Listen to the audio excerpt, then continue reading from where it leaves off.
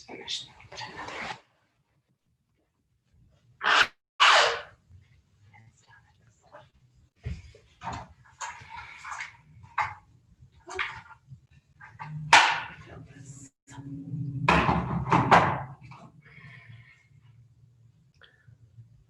It's funny how does it back? Oh, you got up right when I started it, so you're just partially visible on the YouTube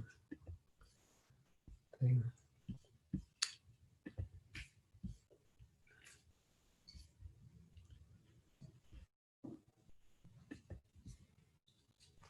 Oh, Horte's there.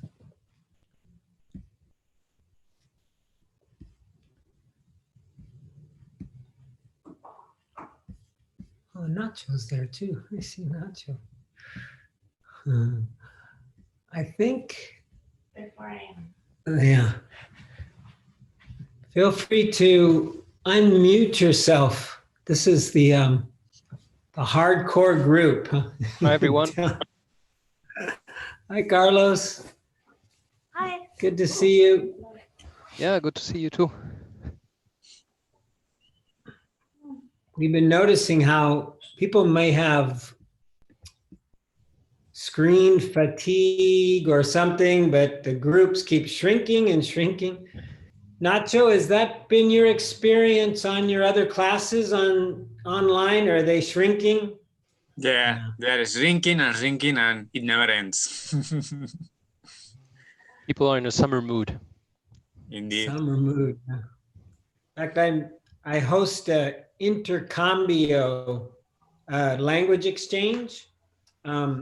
And now there's more people outside of Spain than there are in Spain. Like yesterday, there were 5 people from around the world and then 4 Spaniards. So I think the Spaniards especially are enjoying the summer mood, and you guys get to go out, right? Phase 3 now in Madrid. Already over. So lockdown's over. Oh, it's over. Okay. Yeah. Congratulations. Wow. Yeah, I'm going to change this so people can come in when they make it. Let's see. How do I do that? Enable. So I'll disenable the waiting room. Hopefully we won't get Zoom bombed. Yesterday here in the United States, we celebrated Independence Day from the British Crown. And traditionally people have celebrated with fireworks, right? But the big organized events, spectaculos, were canceled. But here in our barrio, in our neighborhood, oh my God, it was like a war zone. Every block had fireworks going off. And it was challenging, especially Santa Monica was like, it was like boom, boom, boom, boom, boom. It was crazy. And they're illegal, but we went out to get a little food, and a police car drove by, and we said, don't you care? Are you going to do anything? And they're like, what can we do? It's everywhere, So anyways, we're what are we, sir? We're fireworks. We're July 4th survivors today. We're happy we made it. I'm very happy to see you guys. Let's see, anything else? Maybe we'll just meditate and then we could talk. Saladana is making good progress. We got the sink installed. The architect, even though it was 3 centimeters too high, this architect is very precise, right? He thinks it's okay. And now they're going to start on the ramp, or at least that looks like that's in motion. So things are going well there, I think. But we'll talk about that after. Why don't we meditate? And as always, I have a little surprise or a little twist that I'd like to offer. And it'll come like in the final 8 to 10 minutes. And what I thought we would do is we would go from having an object for our attention, the breath, the body, whatever you choose, to trying an objectless meditation where we're simply aware of being aware. We're aware of emptiness, you might say. We're aware of just being aware. And again, it's just a practice. We'll see how it goes. But I'll give a little instructions a little later into the meditation. So let's see, where's my timer?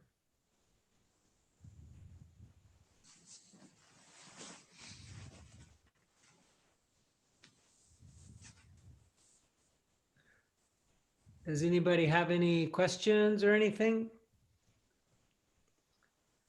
Yes, Luis. Oh, unmute yourself.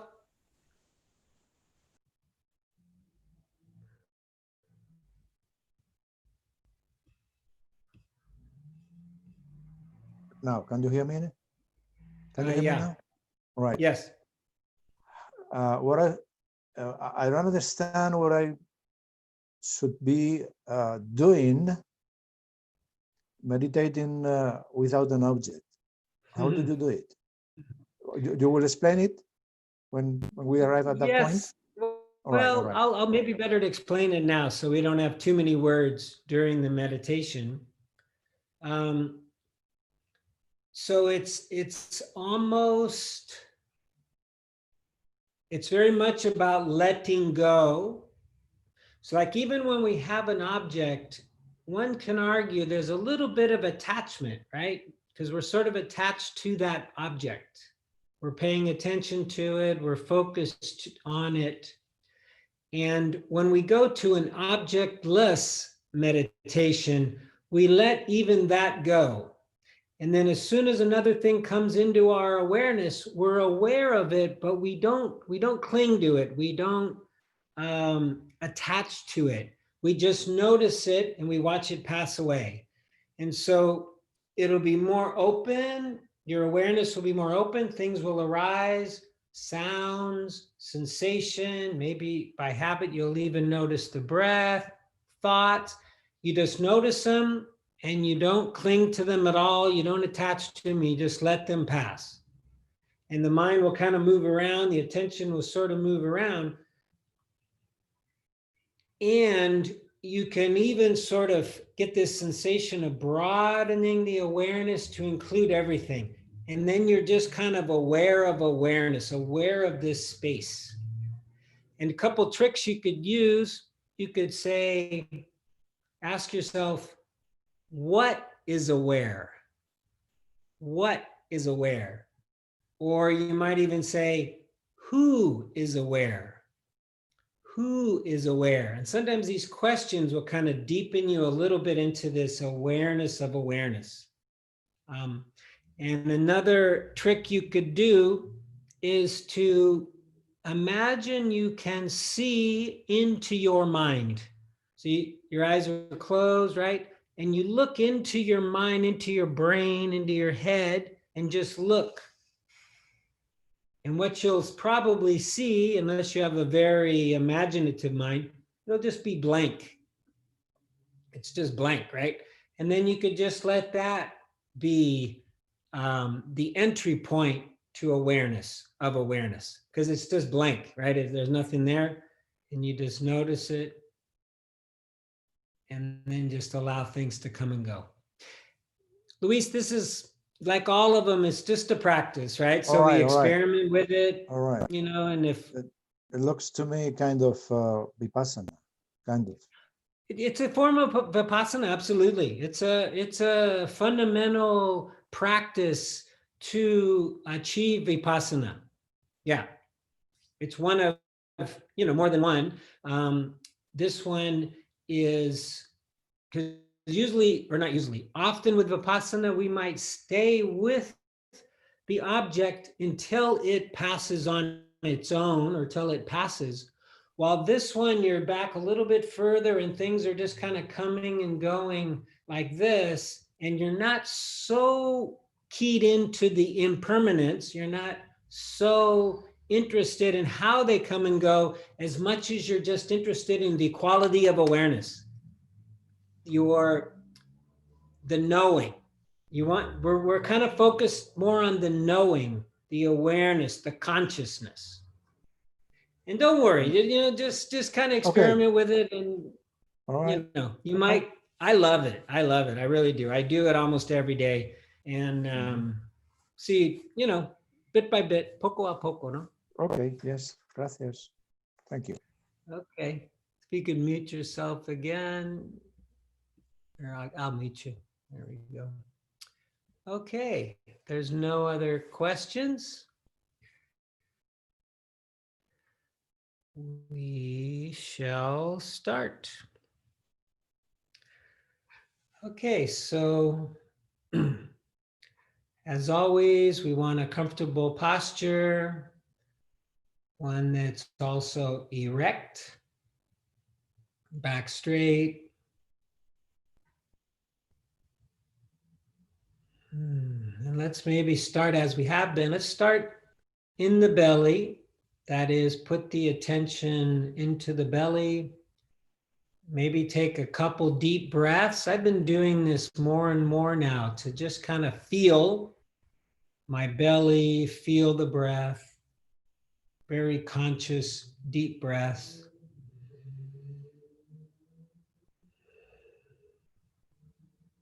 This is not cheating, right? We're often taught we should let the breath be natural, but there's nothing wrong with some very conscious kind of yoga style breaths to begin with, or anytime we need them, really.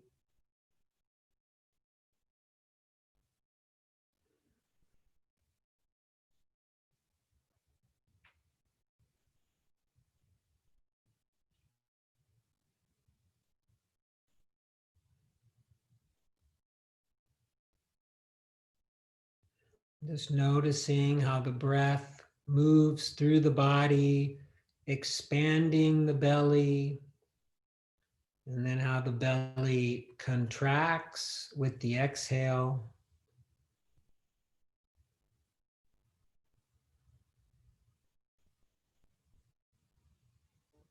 And the breath at the body makes a very good anchor. Some traditions, this is the most common anchor, is the movement of the belly. And it has other benefits in that it relaxes the nervous system when we breathe through the belly, in the belly.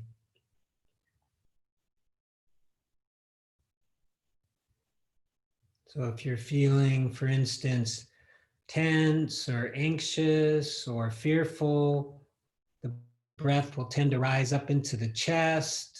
You could push it back down into the body, or into the belly, and relax the mind, relax the nervous system.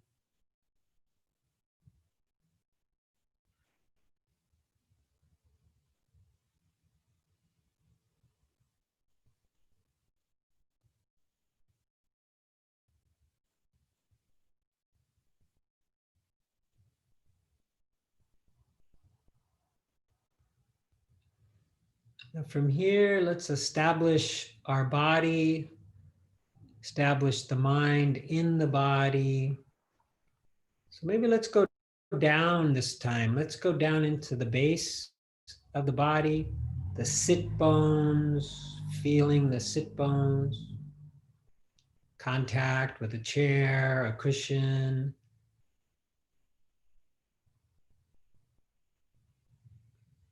Feeling into the legs.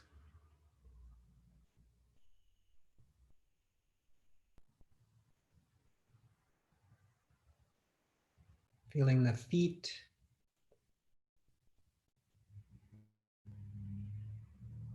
Maybe noticing the weight of the body held by the base of the body, held by gravity, held by Mother Earth.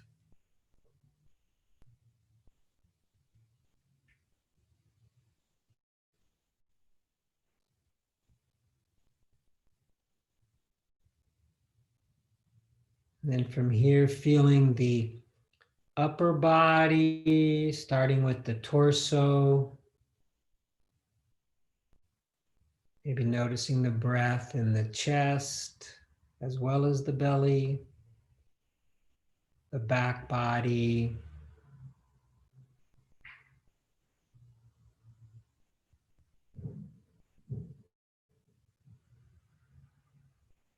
the shoulders, feeling the shoulders. If there's any tension in the shoulders, just allowing them to drop, relax. The arms, the hands.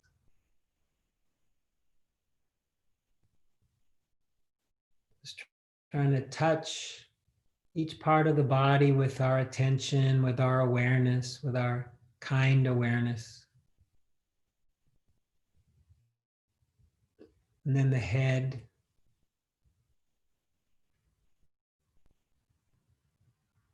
Maybe notice your jaw. How is your jaw? Is it relaxed? Is it tight? Let it just drop if it's tight. Feeling the face. Maybe you can move your face around if you want. Smile. Sometimes you'll hear guidance to have a half smile on your face, or even a full smile. Also sends a very positive message to the mind. Everything is okay.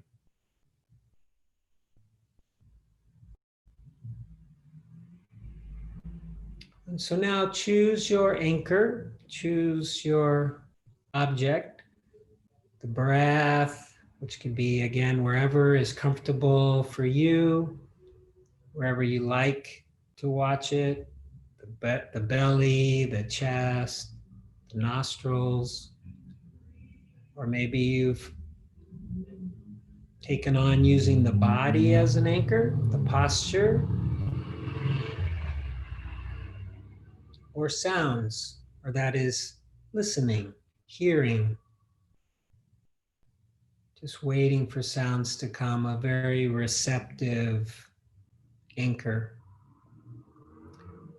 And anytime any thoughts arise or images arise, we notice them and then we decided let them go. Let them go on their way like clouds in the sky, if that's possible for you. And then return to our anchor, trying to stay with our anchor.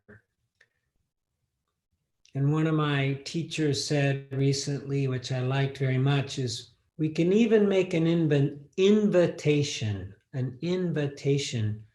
to invite vitaka, or invite, you could just say maybe in English or Spanish, invite concentration, or invite calmness, or invite relaxation. So now we're doing a samadhi or samatha practice, so you might just invite, may concentration arise, or may vitaka, which is the applied energy to the object, may it arise.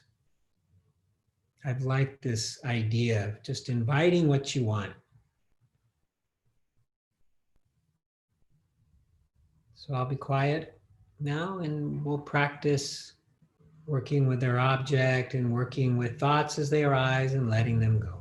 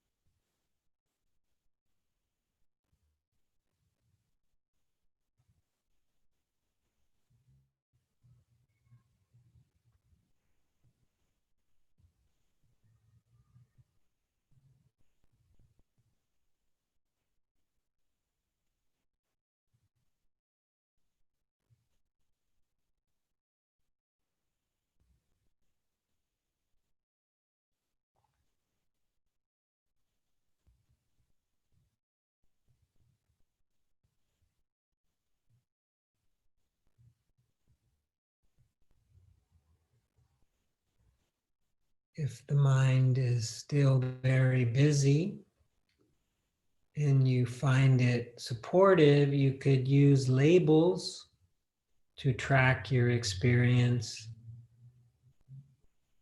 And sometimes just the naming of something allows it to loosen up a little bit. So maybe with thoughts, if you notice your mind is thinking, you can just label it thinking or imagining, fantasizing, whatever it might be, and then returning as you go back to the anchor, returning, feeling or inhaling, exhaling, whatever labels, whatever names might be supportive for your practice.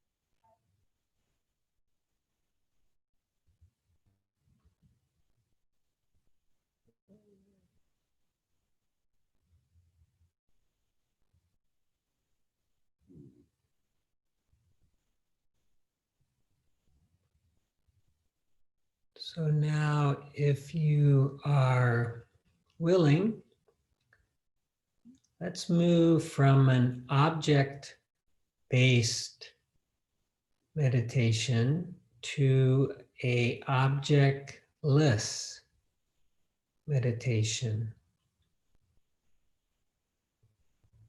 And so rather than focusing on an object, your breath, the body, sounds, whatever it might be, we want to try to be aware of the experience of knowing an object. How do we know? What is experiencing like? So just stepping back a bit from the object, not paying so much attention to whatever arises, but more the process of knowing, the experience of knowing. Noticing how these things come into our awareness and we're just aware of them. How is that possible? What is it? What is this awareness? And if you want to add another layer to it, and who is aware?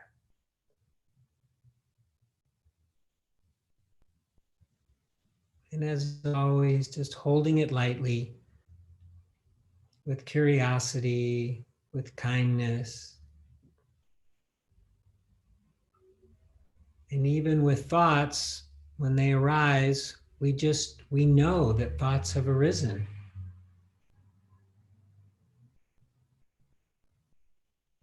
How?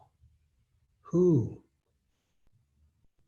And you don't even need to let go of the thoughts, because just that knowing of the knowing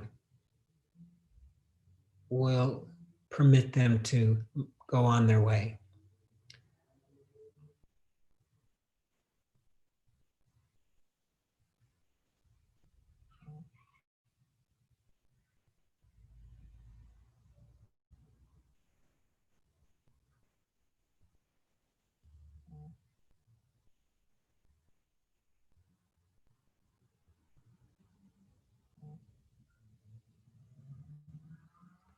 You may also notice that you can be aware of more than one thing at a time. And just noticing that. And what is that like? What's it like to hold sensation, for instance, in awareness and sound at the same time? Or hold sensation and sound and even awareness all at the same time.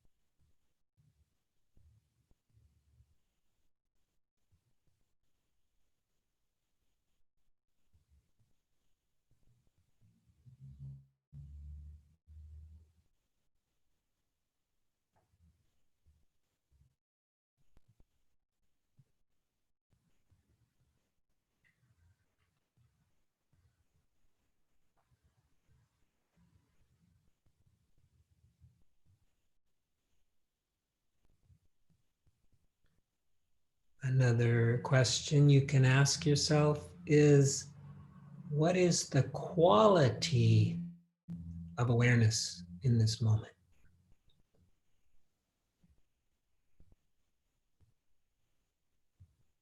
Are you seeing things clearly? Are you knowing them completely, fully? Or is it blurry? Is it a little confused? What is the quality of the knowing, the quality of the awareness in this moment?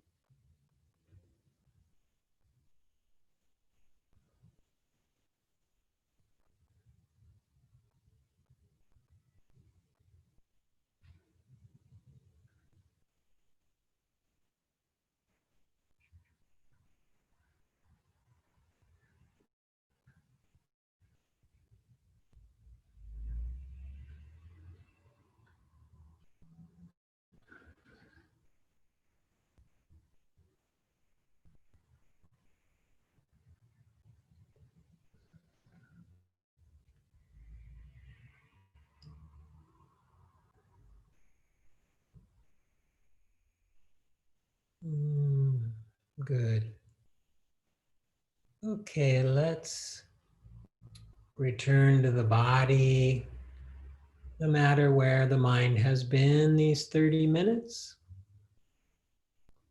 Let's re-embody ourselves, reconnect the mind and the body, maybe centering the attention in the area of the belly once again,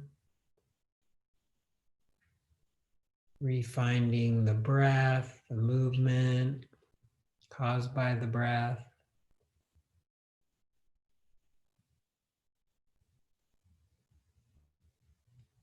And then expanding the awareness to fill the body Just imagine you can envelop or bathe your entire body, the posture in awareness, which is maybe now a little finer thanks to the practice of awareness of awareness. Feeling the posture, feeling the body, and then imagining or actually extending the awareness a little beyond the physical form into the energy field of the body. Maybe there's a little tingling here and there at the level of the skin. Just feel those things if they exist.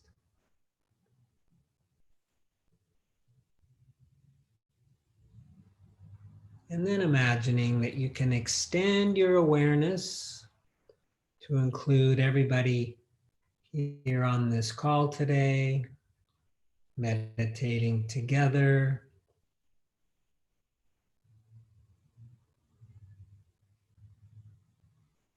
Including those who might be following on YouTube.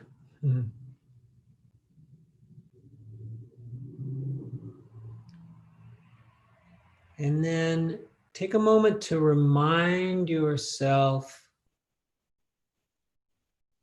that we do this practice not only for our own personal benefit, of which this is important, but it's also an act of great kindness for all beings. Just reminding ourselves that when we take care of ourselves in this way, we are contributing to the well-being of all. And when you hear the sound of the bell, again, just noticing what might arise, any thoughts or feelings, watching them pass away.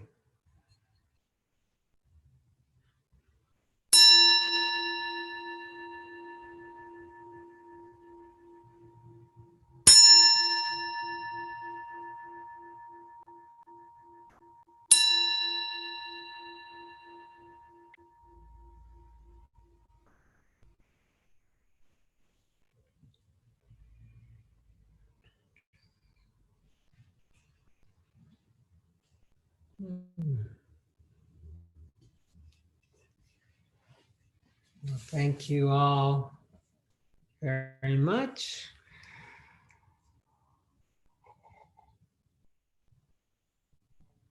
I hope my instructions, especially about the awareness of awareness, were not too confusing.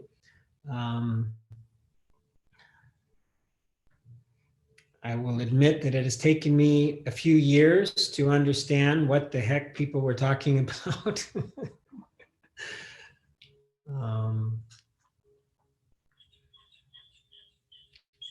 imagine there are some of you who can grasp it much quicker than I did.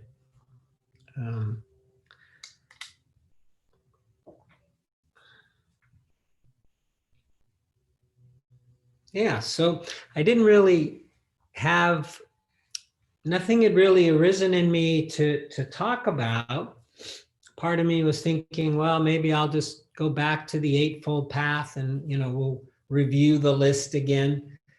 And then instead I decided to go to this book that I mentioned a couple weeks ago, translation and commentary by Bhikkhu Bodhi, American monk, about social harmony. And even though I have it on Kindle, I don't actually have the physical copy. I more or less kind of just said, okay.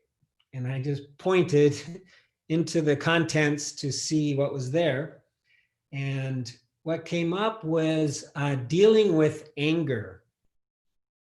And I thought it wasn't inappropriate for us because anger did arise, maybe more so for Anna Monica than me, but yesterday, because of all this noise, this fireworks and everything, so I thought, why not? Let's see what the Buddha had to say about anger. So I read a little bit, but I thought we could just kind of read it together. So I'm going to go to the share screen. And Kindle right here. Yeah. So let's see. I want to be able to see everybody. Everybody, can you see introduction and then a book? Okay. Oops, sorry. Oops. Anna Monica took I'm over sorry. my computer and then took over my screen here. Stop sharing. I gotta do it again, it looks like. Hold on. Sorry about that. Try that one more time. Where'd the Kindle go? There it is. Okay. So I'll just read it out loud and you can follow along. We'll just read a couple pages. So this is Bhikkhu Bodhi writing. Among the mental defilements disruptive to social harmony, probably the most pernicious is anger. What is pernicious? You know? I just look it up. We're going to look up pernicious. It's probably a very similar to a Spanish word, but we'll make sure. Like harmful. Harmful, pernicious. Okay, we're going to see what that word means. Since virtually all communities, including Buddhist monasteries, consist of people still prone to egotistical desires, they are in constant danger of being riven by anger, resentment. I love that they recognize resentment, anger, resentment, and vindictiveness among their members. Did you find it? Having a harmful effect, Okay, so pernicious means to have a harmful effect. especially in a gradual or subtle way. In a gradual or subtle way. Last night was not gradual or subtle, but for this reason, the control of anger is critical to communal harmony.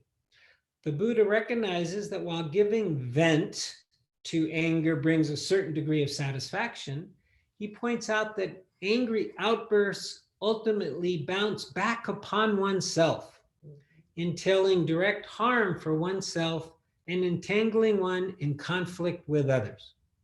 Hence, in text 3, number 1, which he's got all these translations in this wonderful book, he being the Buddha, he describes anger as having a poisoned root and a honeyed tip. I love that, right? So there's a little bit of honey there, which is sweet, of course, and we like the honey, but then once we get past that tip, we're now in a poisoned root, or the base, the root of this tip is poisoned.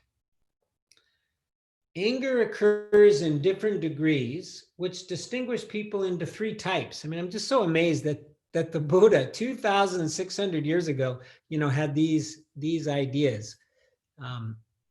So text 3, number 2, classifies people into 3 types on the basis of their relationship to anger. Those who often get angry and nurture their anger are like a line etched in stone. Okay, so we got a groove. What's the word I want? What's the Spanish word for crack? Greto, no? Something quite permanent, line etched in stone. Those who often get angry but quickly dispel their anger are like a line drawn on the ground, so in dirt. And those who remain patient, even when attacked by others, are like a line drawn in water. I just love that. You can do it, and it's there for a split second, but then it's gone. Text 3, number 3, further distinguishes people in relation to anger by comparing them to 4 kinds of vipers. It's a form of bird, right? Since the Buddha seeks the solution to human problems with the aid of the principle of causality, cause and effect, right? Our actions have consequences, karma. To help us understand more clearly why anger arises, he lays out 10 grounds for resentment. I mean, this just cracks me up. 10 grounds of resentment as put forth by the Buddha 2,600 years ago, which he enumerates in text 3, number 4, with his customary thoroughness and precision. The 10 are obtained by taking first one's reaction to those who act for one's own harm. Next, one's reaction to those who act for the harm of one's friends. And next, one's reaction to those who act for the benefit of one's foes. So I thought maybe we just explore this because I got a little confused reading it, and I'm glad Anna Monica's right here to help me. So the 10, I'm going back to just a bit that sentence, the 10 are obtained by taking first one's reaction to those who act for one's own harm. Do you know what that means? She looks perplexed too. Since this thing with the fireworks happened last night, it's actually a really good example for me because I don't often experience anger quite so clearly and strongly. And just to explain why I don't like fireworks, you know, they're loud. I think they do a lot of harm. And so this is interesting to me because it helps me break it down. So first, taking one's reaction to those who act for one's own harm, I found it very loud and distressing, my heart racing. Next, one's reactions to those who act for the harm of one's friends. Perhaps this is how it is, I'm not sure. But one of the reasons for my upset was the harm to the neighbors, to animals, dogs, birds get very stunned and distressed and run into buildings, and it causes a lot of death to wild animals, let alone pollution. And so one's reactions to those who act for the benefit of one's foes, I'm not exactly sure how that one fits in. But I was trying to use this as a model to kind of break down my own upset. It's one's reaction to those who act for the benefit of one's foes. Wow, that's almost like a triangulation.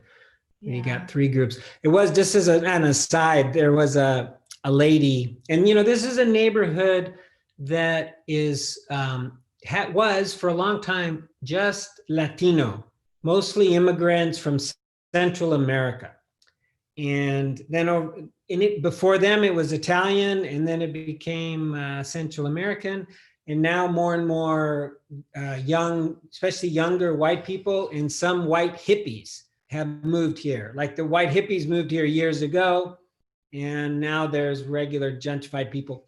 And there was one lady, probably about my age, who was out front, and she was also mad. She was angry. She was also very angry. And every year it's like this, she said.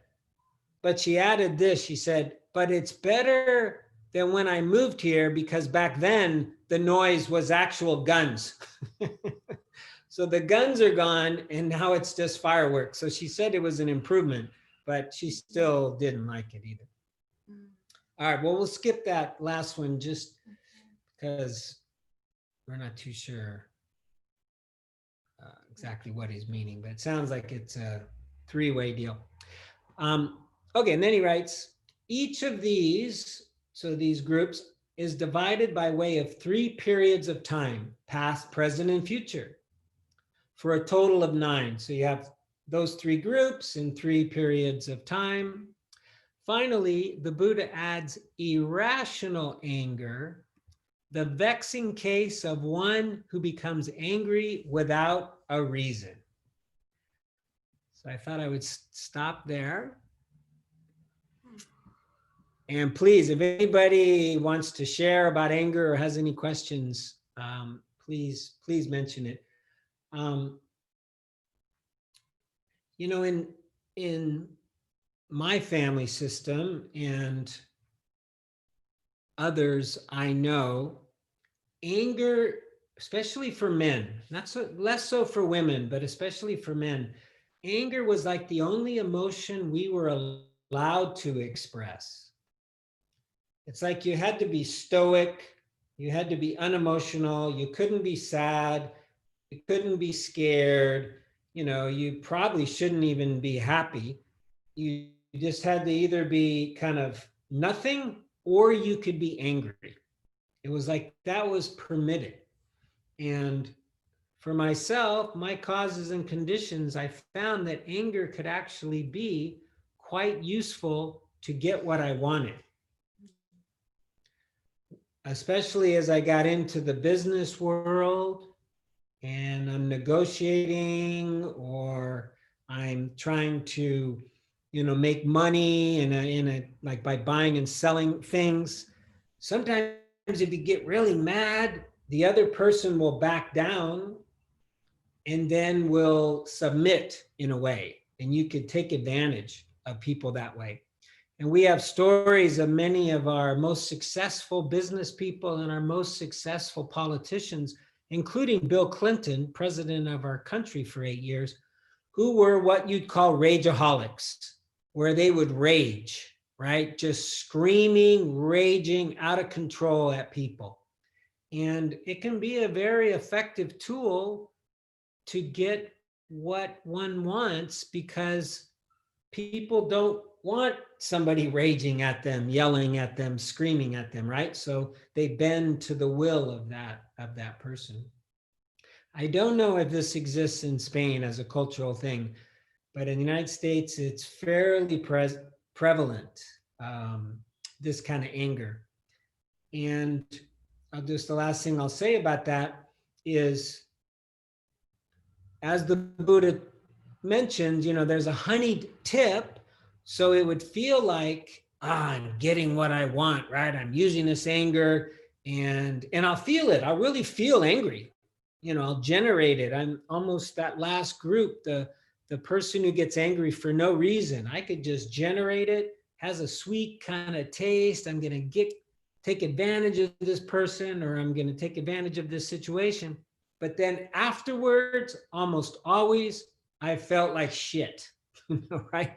I would feel shame, or I would feel guilt, or because I didn't want to feel those things. This was earlier, you know, many years ago, because I didn't want to feel the guilt. I did not want to feel the shame. The best way I knew how to not feel it was to stay angry. Angry works really good, anger does, to keep that other stuff at bay, to keep, you know, the shame away, to keep the guilt away. Just stay angry. It's like a wall, you know, it has a lot of energy. I one time took a course. It was like a psychotherapist course with a person named Pia Melody, or she was the designer. And she pointed out that anger has a purpose. It isn't like nature gave us something for no reason, like the appendix, and maybe the appendix had a reason too, I don't know. It's to protect, it's for protection, right? Anger comes very in handy when we need to protect ourselves, right? Because it generates energy. It's a full body energy.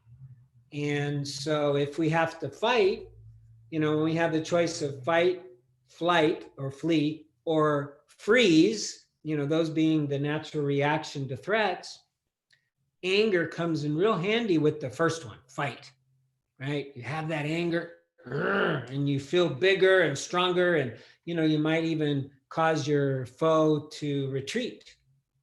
So it isn't that it's not useful, it has its place. But in some cultures, it has gone beyond its role, and we use it in other ways where we're not really at threat. But it can be it can be quite efficient. It can be quite effective. And just to share my experience by contrast, anger was not something that I was allowed to express. So I think I tend to implode rather than explode when I feel it. And I could tell that last night my body was electric, my hands were hot, and by the end of the night my eye was twitching. It was just it was just moving. I couldn't get it to stop. And I think it would have been more healthy to be able to, I mean, I was talking Jim's ear off about how wrong it was until I just didn't have any more words. I went and I stood outside just trying to understand how this was possible. People could see me, but I couldn't get words out. You know, I stopped the police and asked them, why don't you do something? And they say, it's on every corner. What can we do? Just feeling more and more powerless. There were people even walking by just like they were out for a stroll, you know, on each corner, observing and walking on. It made no sense to me. And yeah, I couldn't do anything. So by the end, my body kind of released it in the way it could, with heat and energy and this twitching, which luckily has gone away. But I agree. Anger is natural. It's supposed to have a release. And when it doesn't, it harms the body, and it needs a healthy outlet for sure. And then, so I do want to add one final thing, especially regarding resentments. I think resentments are one of the most toxic mind states that we experience. And with resentments, and with all anger, really, all emotions, the source is our mental states, our mental thoughts, right? The sankharas that our mind comes up with. And with resentment, I find there's a real clear connection to expectations, right? So when we have expectations, expectativas, almost always when they're not met exactly as we want them to be met by somebody, that creates a resentment. A resentment is formed. And then we are angry at that person for not meeting our expectation. But the key that I have experienced is the expectation. It's like for me last night, it really wasn't such a big deal for me. For Anna Monica, it was very challenging. But for me, I mean, it rattled my bones sometimes, but I didn't really care. I didn't have much expectation that it was going to be any different than it was. And so I didn't really care all that much. It was just a difference of point of view, a difference of expectation between us. Oh, excuse me, we're going to have that's an American fire truck. I don't know if you heard it. And so on the resentments, if you notice, this is very, very common in the world of 12 steps, right? The 12 Pasos, Alcoholics Anonymous, and in that resentments are, and recognizing and letting go of our resentments is part of the path to recovery. And I find that if I have a resentment, if I'm like angry at somebody, I can always find an expectation underneath it. And that's something I can deal with. I can't change that person's behavior. Just like last night, we could not change the behavior of the neighbors. They were going to shoot off those firecrackers no matter what we wanted.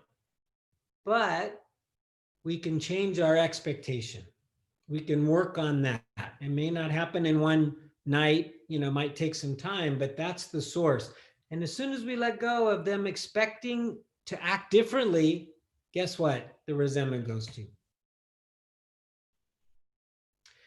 Anyway, those are my words of hopefully wisdom for today.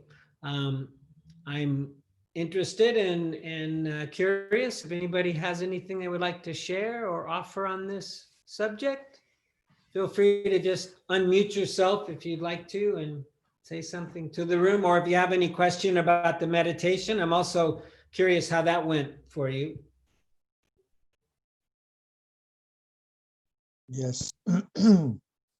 I heard that it doesn't, if either you explode with violence, either verbal or physical, when you are in anger, or you keep it inside you, as Monica does. I think, well, I think that is what the doctors say, is that in both cases is not good for the person, because the body segregates cortisol, and that which is a toxin, right? Mm-hmm. So in any case, it doesn't bother. Perhaps it's worse to explode, because it harms as well to other people. Mm-hmm. So that is Yes, what I agree. think. Yeah, we want to be aware of the causes of the anger, for instance, these expectations, and then we want to deal with them so that the anger doesn't build up, right? And we also, with mindfulness practice, when anger arises, we can actually, much like when we do the full body awareness, right? Like if you're using your full body as your anchor, or like when we do at the very end of the meditation, right? Where we infuse the body with mindfulness. Well, this comes in handy, or this is very useful when anger arises. Anger arises, it's a full body emotion. And so then we just feel it. You just feel it. And it will go away as long as you're not feeding it with thought. It'll go away in 10 seconds, 20 seconds. It'll be gone, right? So, and we're discharging it in a very healthy way through this method. Because what I make up, Luis, about what you said is this is what we do. We hold it down, we hold it down, we hold it down until we're a Artha, right? We can't take it anymore, and then like that. None of that is good. But if it arises full body, we feel it, we experience it, we don't add to it, it passes. And now our tank is still have lots of space, right? Anger arises, we feel it, we discharge it, go like that, space is created again. You can almost imagine this image of emotional space. When there's too much anger, too much resentment, there's no emotional space, nothing left. But with mindfulness, we can actually create space. And it's especially useful in real time. But as the Buddha also mentioned, the anger comes from the past, it comes from the present, it comes from the future. Future is if we imagine something, past if we remember something. That also can cause anger to arise. If I think of, how I was taken advantage of, 20 years ago or something, I might still feel anger about it. So then we feel it, discharge it. Now, this is you might say this is the Buddhist way or the meditative way or the mindful way. There are other ways, maybe you write, you talk to a friend and stuff like that. Those are a little more crude, you might say, more blunt. This is a little more fine, but my experience is it is the most effective. The main thing, remember, no pun intended, but mindfulness in Pali, the word is sati. Right? And sati literally means to remember. So when the anger arises, for me, the most important thing is to remember my practice. My habit is to do what you said, Luis, is to get mad, to express it. That's my habit from my childhood.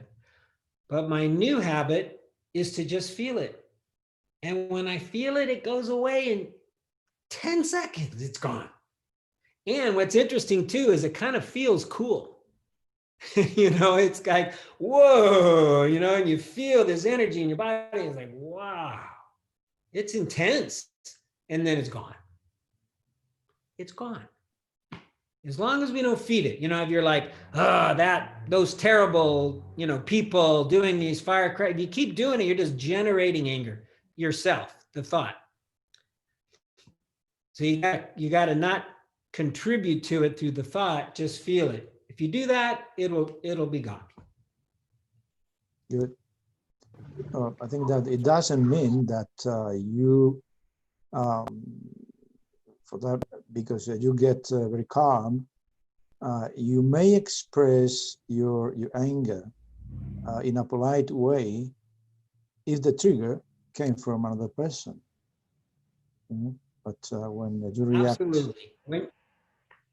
Absolutely. When we have more space, more emotional space, we are more equanimous, right? We have more equanimity, we have more balance, and then then we're able to participate in right speech. We're able to express our hurt, because usually there's something underneath the anger, and if it's with a partner or something, it's often hurt, right? It's dolor is underneath the anger, and then we express the anger and the hurt in a way that won't do harm. This is true. Good. Without mindfulness, none of these steps are possible. Mindfulness is important at every level. Damien, did you want to say something? Yeah, I was just when you were reading from the text, it just made me think when it said about angry outbursts bouncing back or rebounding on you. The first thing that I thought that it just reminded me of, it's like that second arrow thing again. It's you have the anger, but then when you get kind of caught in it, that's the second arrow, the second wound, because you're the one who gets most affected by it, particularly if you get into that spiraling thought. But if you bring the mindfulness to it, and you can either let it go or convert it into something more constructive, like when you become aware of being angry, and then where the anger is coming from, then maybe you can not get hit by the second arrow, but also be able to, I guess, through right action, through right speech or whatever, be able to convert it into something, not just dispel it, but convert it into something more constructive that has a kind of maybe a more socially engaged effect. I'm thinking maybe of like the anger with,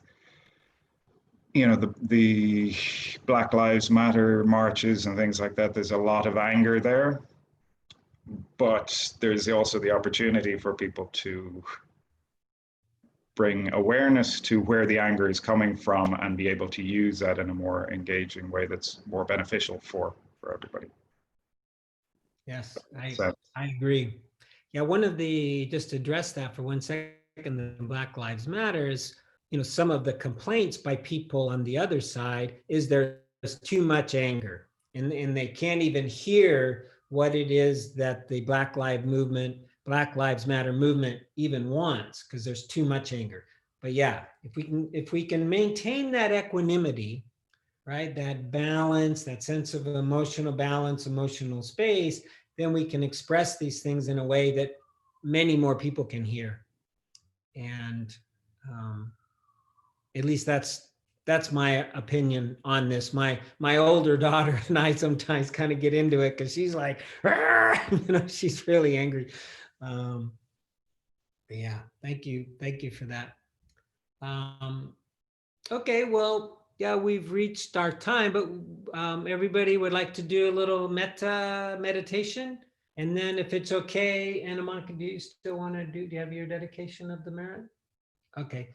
And then Anna Monica has a dedication of the merit that she likes very much. So thought she would offer that. And then if you guys want to stay for the small groups, I'd be happy to form those groups on Zoom. Okay, so let's do our metta, which, by the way, is such a useful practice for resentment, right? I find if I feel a resentment towards somebody or I want to change them in some way, if I immediately just fall back to may they be happy, may they be well, may they be safe, I feel better. It's amazing. They don't even know what happened, but I feel better for sure.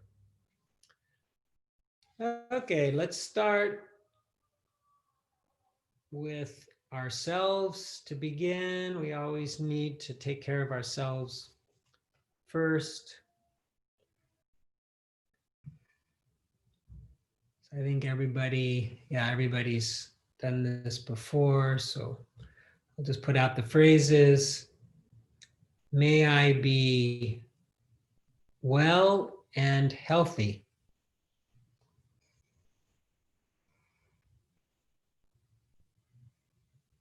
May I be safe and protected.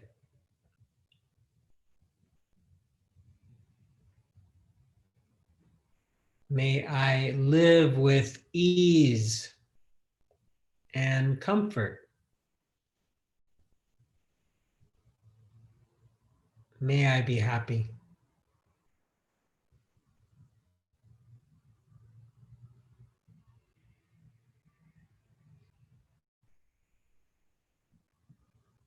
And now let's offer these phrases to those people who have been on the front lines, so to speak, of this, 4-month-long coronavirus crisis.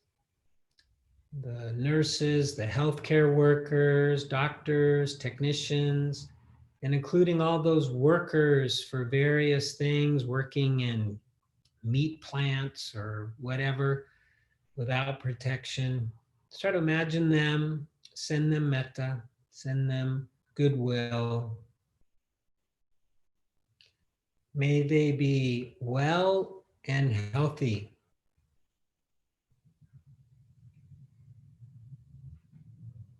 May they be safe and protected.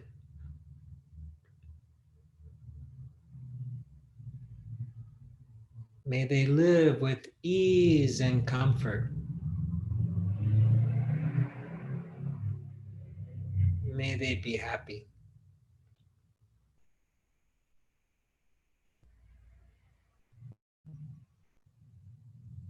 And now let's try somebody who we have a resentment towards. Maybe somebody who's hurt our feelings or expressed their anger towards us. The problem person, sometimes call it. So just imagine that person, anybody you have a resentment towards. May she be well and healthy.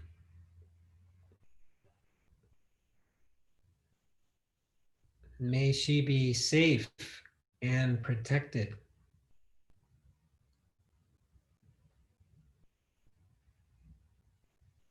May she live with ease and comfort.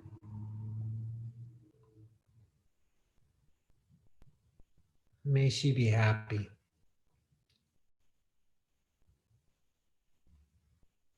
And finally, all beings in all directions without exceptions. May all beings be well and healthy. May all beings be safe and protected.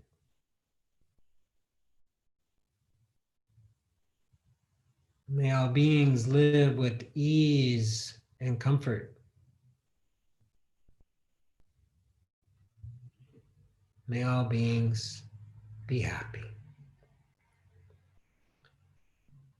And then Monica will lead us in a dedication of the merit. This is taken from One Earth Sangha, which is a Sangha that Thanissaro and Kittisaro started in their work around activism for the planet and people and social justice.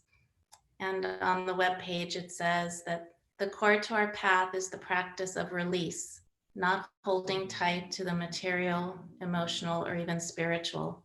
Instead, we dedicate the merit, offering whatever we have gained to benefit others. And this is the dedication. May all places be held sacred. May all beings be cherished. May all injustices of oppression and devaluation be fully righted, remedied, and healed. May all wounds to forests, rivers, deserts, oceans, all wounds to Mother Earth be lovingly restored to bountiful health. May all beings everywhere delight in whale song, bird song, and blue sky. May all beings abide in peace and well-being, awaken and be free.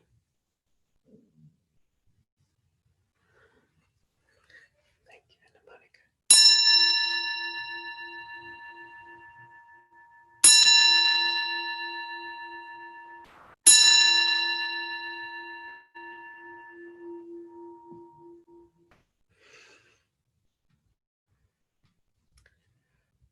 Monica. Well, thank you. So,